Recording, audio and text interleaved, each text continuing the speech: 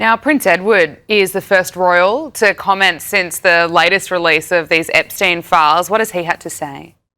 Which is interesting because he is indeed the first royal to comment on the latest Epstein files. It's very reminiscent of the statement from Buckingham Palace. You might recall on the 30th of October 2025, when His Majesty has today initiated a formal process to remove the style, titles and honours of Prince Andrew. And what they emphasise at the very end, which is the important thing, their Majesties wish to make clear that their thoughts and utmost sympathies have been and will remain with the victims and survivors of any and all forms of abuse. So what's happened to Edward, I felt they dealt with it in a very dignified way.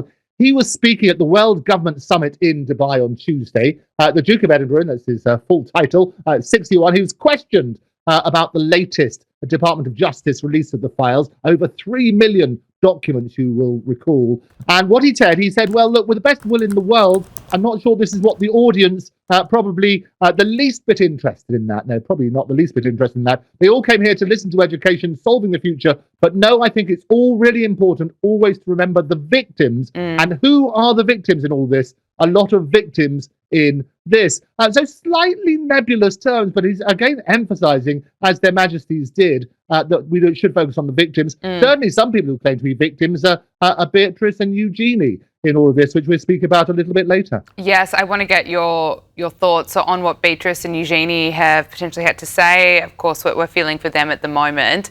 Before we do, though, lawyers for a second woman who alleges that she was sent to the UK by Jeffrey Epstein have urged King Charles's lawyers to issue a real apology. This is following allegations that this woman spent the night with Andrew at Royal Lodge in 2010 and had been given a tour of Buckingham Palace.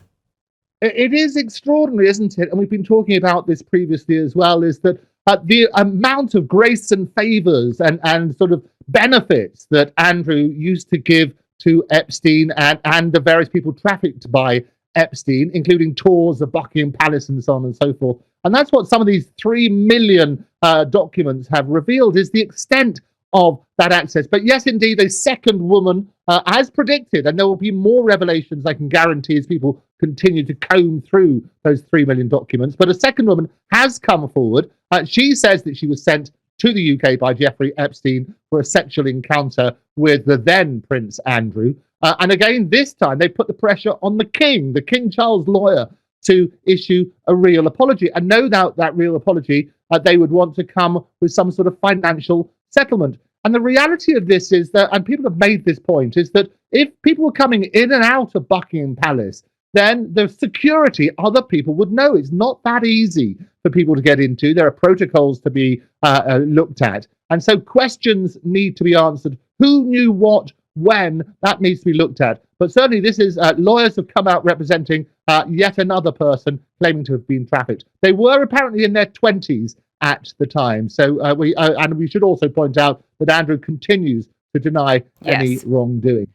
Let's also talk about Fergie. Sarah Ferguson's charity, Sarah's Trust, has announced that it will close for the foreseeable future. This comes just days after new details emerged about her friendship with Jeffrey Epstein. Andrew?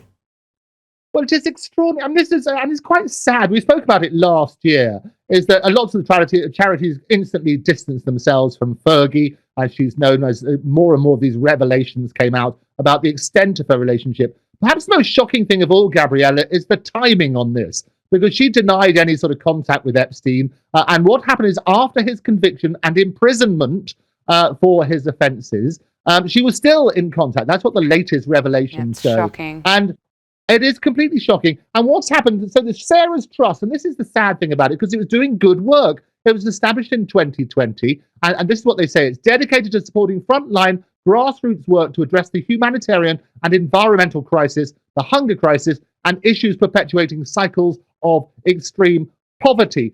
They've realised they cannot continue. Sarah has been tainted in this way, and her association with Epstein is becoming more and more apparent, and lots of details, and humiliating details, not just for Sarah herself, but also obviously for her 2 children. Well, let's talk about those 2 children. We're learning more about how Beatrice and Eugenie are feeling. And of course, it would be a shock to no one that they are feeling appalled and embarrassed.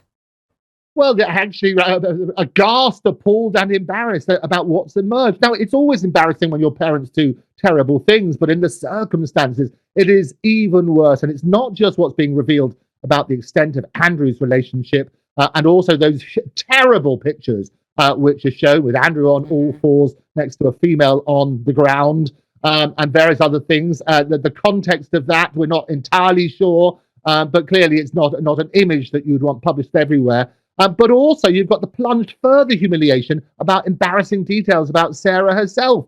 And in one of her ones, she talks about, the brother I've always wished for. She was praising him and that sort of side, having denied any sort of contact. She was basically, and also in complete humiliation for Eugenie. She says she's waiting for her youngest daughter to return from a shagging weekend. Now, how humiliating is that? Not just your parents talking about that sort of side, but also in the context of the relationship with Jeffrey Epstein. So actually, my thoughts go out to Princess Beatrice and Eugenie. They've grown up with this. And if anybody was hoping they would escape any further scrutiny, they were sadly wrong. And that scrutiny will continue, I predict, for some time to come. Look, before we move on from the Epstein fallout, police in the UK announced a criminal investigation into Britain's former ambassador to the US, Peter Mandelson. Following this release of more and more Epstein files, Metropolitan Police said that they've received a number of reports into alleged misconduct in public office, including a referral from the UK government. What more can you tell us about this? Well, this is, again, a complete scandal. Peter Mandelson is now Peter Scandalson, is what I would say, is that the more and more of these revelations coming out. Again, there are some horrendous images being circulated, including him in his underpants with somebody else in Epstein's presence, and also his relationship with Epstein. He says he can't remember receiving a $75,000 finance from that sort of side. But the biggest problem about this, as you say, is the criminal investigation following the claims that he passed on market-sensitive information to Jeffrey Epstein. And Mandelson was a key figure in the government at that stage. It was the Cabinet Office have referred the matter to the police, and basically it's internal government information. It's really incredibly shocking. He was business secretary at the time in 2009. He's said, and it's all happened in the last few hours, it's been dominating the news over here in the UK. He's stepping down from the House of Lords, the Lord Speaker says. On Sunday, he reiterated his regret for ever having known Epstein and for continuing his association following Epstein's conviction. As I say, that's where the timing is key. When you sort of turn around, he'd already been convicted and Mandelson was still in contact. He has been approached for further comment. And he's basically said, look, he can't recall all of it. He wasn't sure if the photos may have been doctored or the documents doctored or whatever. But there is a process. Whilst he will not sit in the Lords, there is a process about removing his title. And that process is now going to be looked at. And there could well be a vote in the Commons here tomorrow as the government publish more information relating to Mandelson. And again, the question will be, because he was appointed to that incredibly important position as the UK's ambassador to the US, what was the process that went through? What was known when he had that appointment? And I always say, look, sunlight is the best disinfectant when you're looking at that sort of side. And certainly trust comes in on foot and leaves on horseback. And trust is at an all-time low in certain parts of the political parties at this moment. And this is only going to fuel that fire. Let's move on from the Epstein files now and on to other royal news. Princess Catherine is reportedly earning her nickname as Sporty Spice Princess during a recent visit to the Wakefield Trinity Rugby Club. The Princess of Wales spoke about her own sporting history, noting that she played lots of netball in school. Oh, she is. And listen, isn't it so refreshing to have positive news to talk about with the royal family? And Princess Catherine she's the epitome of dignity, the epitome of grace, and the epitome. She is the people's princess, as a phrase coined beforehand for Princess Diana. But also she shows this sporting prowess. Sporty Spice Princess is the nickname on the field, and also she's very, very good in the kitchen, apparently. And what happened, this was down in Wakefield Trinity Rugby Club. She spoke about her own sporting history. She knows she plays lots of netball, but skipped rugby and football. And what happened, she wasn't officially involved in rugby, but joins when family play together at home. And her youngest son, Prince Louis, he takes part in rugby tops session. It's a great way of doing it. It's a sort of non-contact sports where you grab a tag as opposed to tackling people. And obviously Prince George, he's becoming a pro. George, now, if we play at home, I do not want to get tackled by George, the princess shared. Well, he's getting a big lad and we see more and more of him. But she's done all sorts of things, from scuba diving to getting involved with curling, you know, putting things on the ice and stuff like that. And she's very much one of the people. She's very relatable. She's adored by the public over here, as we discussed last time when we looked at the Royals polls. Oh, she's adored absolutely everywhere. Not sure about Prince Harry, though, and we have to speak about him. He was recently in the UK and he's likely to return for one special reason. What's that? Well, this is all to do, and this is the good thing that Harry does, is he was over here very recently, and we talked about this last time, for the ongoing court case that he has about access to what he alleges is private information for generating stories. This particular one is he's basically coming back for the Invictus Games, the 1-year countdown. He founded the Invictus Games in 2014. It was the international contest, and again, this is a positive thing, and it's good to say that, for wounded, injured and sick armed force members and veterans and their families. So he's predicted to come over here in July in Birmingham. There will be a series of events heralding the 1-year countdown for the Invictus Games. And I always say, look, in amongst the other stuff, and we often in the media talk about the bad stuff about Harry and Meghan, this is one of the good things that he does. So praise where praise is due. He will be due over here. There will be the usual questions, Gabriella, about security arrangements and so on and so forth. Will Meghan come with him? Will the two grandchildren, which King Charles basically would be delighted to see, will they come? But all of that will depend on these security arrangements. You remember last year I spoke about he lost his court case about being able to force that and guarantee that every time. So it's been decided on a case-by-case basis. They will determine over the next few weeks, and there'll be further announcements, I'm sure, and we'll bring that to you right here on the brilliant Power Hour when we can. Yes, you will. Now, sticking with Meghan Markle, apparently Netflix staff are helping themselves to free as ever products, including jam. Those are reports out of Page 6. But also, Meghan's launching a new product just in time for Valentine's Day. And Andrew Eborn, I know you're going to be trying them out for us.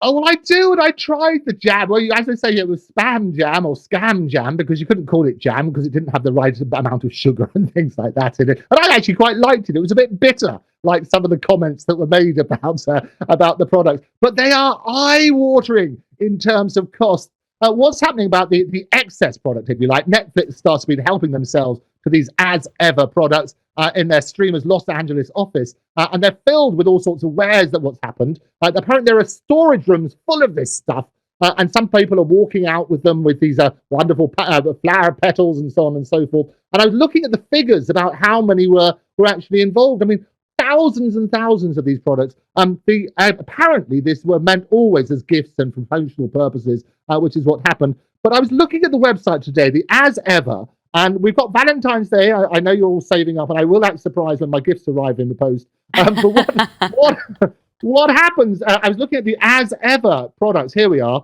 And they have something called the Valentine's Edit. I'll read it to you quickly. It's a limited edition Valentine's bundle, brings together some of our most beloved offerings alongside a brand new chocolate collaboration curated to be savoured slowly and shared generously. From morning tea to candlelight evenings, each piece is designed to turn everyday moments into something memorable. And for that, you get some chocolate bar collective, crafted exclusively for As Ever, and wrapped in botanical design made for gifting.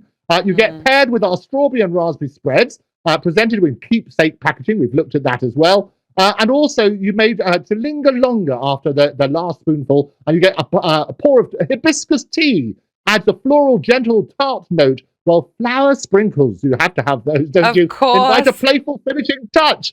We mustn't forget those flower sprinkles. Now, how much would you say for that wonderful Valentine's edit? How much would you pay for that, Gabriella? How much is it? Am I going to be shocked? Well, it's an eye-watering. You've got to love somebody a lot for this. It's an eye-watering $185. For chocolate? For chocolate and flower sprinkles. And the tea and the bits and pieces. And, of course, those very, very important flower sprinkles. You must love somebody a lot to give them one of those packages. You know, I love chocolate. I would spend a lot of money on chocolate. I'm not sure I would spend that amount for Meghan Markle's chocolate and flour sprinkles, but I know you're going to try it for us. You're going to report back and tell us if it was really worth it. The sacrifices I make for you, Gabriella. And we appreciate it so much. Andrew Eborn, lovely to talk to you. Thank you for joining us. A joy as always. See you next week.